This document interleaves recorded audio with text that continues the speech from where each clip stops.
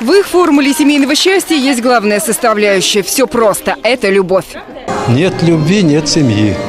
У супругов Бардаковых позади бриллиантовая свадьба. Ровно через месяц, 8 августа, внуки и правнуки соберутся на праздновании 61-го дня рождения их большой семьи. Счастливой семьи, в один голос добавляют супруги. За то время, которое мы прожили, все бывает. И размолвки кое-какие, но главное – терпеть друг друга.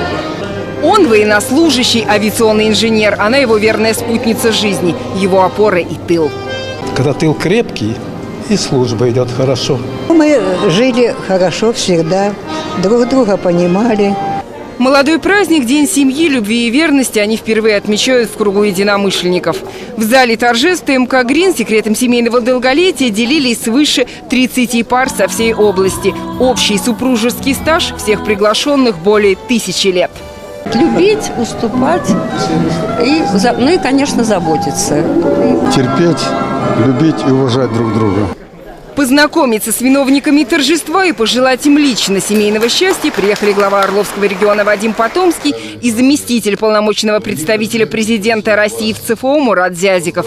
Руководитель области, сам семьянин с большим стажем и отец 3 детей, подчеркнул, что этот праздник для него значимый. У нас много сегодня впереди задач, но хочу вам сказать, что Орловская область набирает очень хорошие темпы по рождаемости. У нас сегодня число многодетных семей достаточно серьезно начинает увеличиться. И это говорит о том, что политика, выбранная в государстве, политика президента Российской Федерации Владимира Владимировича Путина абсолютно правильная.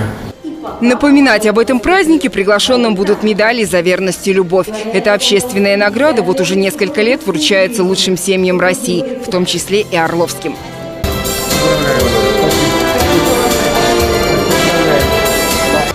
В области будут созданы все условия для того, чтобы количество крепких и больших семей увеличивалось, говорит глава региона Вадим Потомский.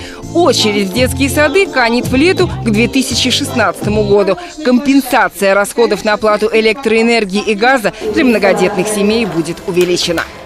Я уверен, что наше общество, исконно русское общество, правильное общество, с хорошими традициями, православными традициями, нравственными традициями, всегда будет вечной. И Российскую Федерацию, русский народ всему миру с гордостью можем ставить в пример. Мы должны вернуть моду на многодетные семьи, говорит Вадим Потомский. Так, например, если 10 лет назад в Орловской области насчитывалось свыше 4500 многодетных семей, то сегодня их уже более 5000. Наталья Пехтерева, Эдуард Чернаускас, телеканал «Первый областной».